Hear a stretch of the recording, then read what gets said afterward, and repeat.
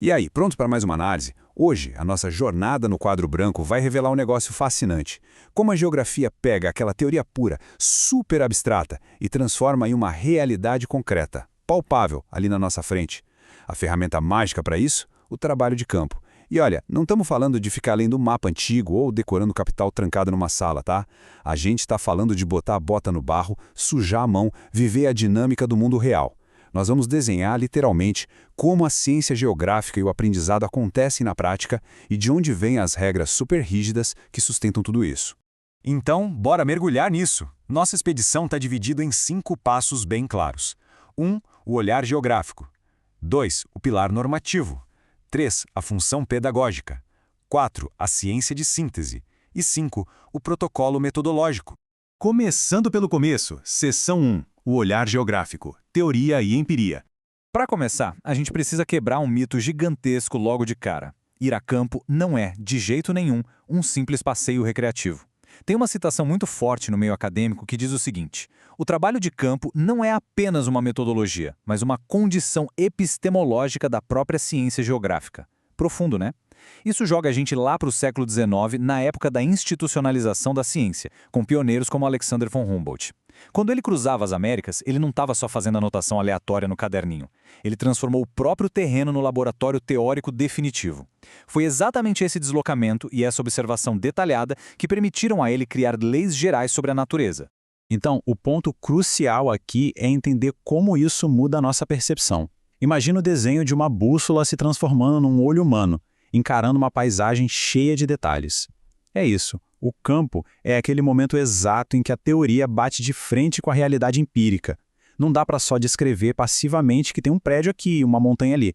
A ideia é decodificar a paisagem. O pesquisador é forçado a deixar de lado aquele olhar puramente ingênuo para conseguir enxergar e compreender os processos econômicos, políticos e naturais, que muitas vezes são invisíveis, mas que moldaram aquele espaço todinho. O que nos leva à seção 2, o pilar legal e normativo. Regras e leis. Mudando a marcha da filosofia para as diretrizes institucionais, o trabalho de campo não é um bônus ou algo opcional, é uma exigência rigorosa. Se a gente olhar a linha do tempo aqui no Brasil, dá para ver a força normativa disso. Em 1979, a lei do geógrafo já atrelava o trabalho do profissional diretamente aos levantamentos de campo. Aí, em 96, a LDB, a Lei de Diretrizes e Bases da Educação, sacramentou a necessidade de articular a teoria e a prática. E avançando para 2002, as Diretrizes Curriculares Nacionais, as DCNs, cravaram. Para você ter competências de análise e diagnóstico do território, você precisa sim da investigação em loco. É um requisito legal. Para ficar mais fácil de visualizar o nível de rigor que a gente está falando, as fontes trazem uma analogia que muda a perspectiva na hora. Pensa na medicina. Alguém aí imagina formar um médico sem estágio no hospital e sem prática clínica? Inconcebível, não é? Pois é, na geografia, o peso do trabalho de campo e da observação territorial é exatamente o mesmo. É o estágio clínico da área. Sem essa imersão na realidade espacial, simplesmente falta o eixo central para quem vai planejar, gerenciar ou analisar qualquer território. Entrando agora na seção 3, a função pedagógica, o ensino ativo. Mas e para quem está ali no processo de formação, como isso impacta? Pensa no contraste clássico. De um lado, a mente de quem está numa sala fechada, lidando com abstrações, muitas vezes só ouvindo de forma passiva. Do outro, a realidade lá fora, iluminada, concreta, cheia de estímulos. É por isso que o campo transforma tanto.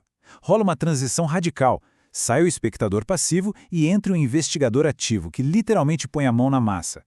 É preciso usar e mobilizar os 5 sentidos para conseguir ler o território. Essa é a verdadeira alfabetização científica na prática, onde a gente rompe com o senso comum e constrói uma capacidade de perceber como os processos naturais e sociais se desenrolam em tempo real. Seção 4. A ciência de síntese. Sistemas integrados. A geografia tem uma identidade científica muito única, funcionando ali na linha de frente entre o que é o sistema natural e o sistema social. É literalmente como montar um quebra-cabeça enorme juntando biologia, economia e cultura. Isso ilustra brilhantemente a ponte entre a mente e o chão, Aquelas categorias teóricas que são super abstratas ganham manifestações empíricas e imediatas. O espaço se revela nas rodovias, nos fluxos da cidade, a paisagem se materializa nas formas do relevo e da arquitetura, o território ganha contornos de poder com as fronteiras e cercas, a região aparece logo de cara num cinturão agrícola e o lugar que carrega aquela coisa do afeto, do cotidiano, pulsa no dia a dia de uma praça pública. Sem pisar no campo, todos esses conceitos seriam só palavras flutuando no vazio. Finalmente, seção 5, o protocolo metodológico, as fases práticas da coisa. Bom, vamos ver como isso se constrói na prática. Porque, convenhamos, fazer ciência válida não é sair caminhando a esmo com um caderno debaixo do braço, né? A execução exige um planejamento milimétrico dentro de um protocolo tridimensional. Sem essa ordem super estrita, a viagem perde todo e qualquer valor científico. Funciona assim. Fase 1, o pré-campo. Foco total na logística, levantamento bibliográfico e formulação de hipóteses. Fase 2, o campo em si. É o trabalho pesado de observação sistêmica, preencher a caderneta, coletar dados no local. E por fim, a indispensável fase 3, o pós-campo. É o retorno para o laboratório para tabular os dados e gerar mapas e sínteses. Agora, o que é realmente interessante analisar sobre a execução dessa etapa central é a questão da segurança. Avaliando as normas de conduta da Universidade Federal de Goiás, por exemplo, fica claríssimo que ir a campo para uma pesquisa séria envolve um gerenciamento de risco absurdo. A gente está falando do uso obrigatório de equipamento de proteção individual. Bota com solado antiderrapante, perneira para evitar picada de cobra e bicho peçonhento, colete reflexivo. É praticamente uma disciplina militar, mas totalmente voltada para garantir a integridade da pesquisa e da equipe. E para amarrar de vez essa segurança, entra em cena o termo de responsabilidade e conhecimento de risco. E olha, o nível de detalhe exigido tem uma precisão quase clínica. O participante precisa declarar tudo com muita exatidão, tipo sanguíneo, alergias a remédios, se tem limitação física, além de, claro, assinar um compromisso inflexível de seguir o roteiro, não atrasar horários e jamais se afastar do grupo. É a instituição cobrando uma maturidade e um rigor cirúrgico sobre a saúde e a logística de quem está lá fora produzindo ciência de verdade, longe de quatro paredes. No fim das contas, toda essa engenharia metodológica, institucional e pedagógica tem um objetivo maior: formar profissionais e indivíduos com uma visão integradora. Pessoas capazes de interpretar os processos socioambientais que a gente não vê a olho nu. Como a gente descobriu hoje, o trabalho de campo vai infinitamente além de catar pedrinhas ou perguntar onde fica a rua tal. O foco é moldar cidadãos com senso crítico profundo sobre o território que ocupam. Por isso, a nossa explicação de hoje termina com uma provocação direta.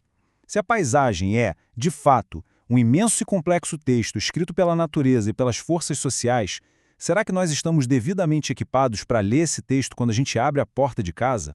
Fica essa excelente reflexão para a gente levar adiante. Até a nossa próxima análise.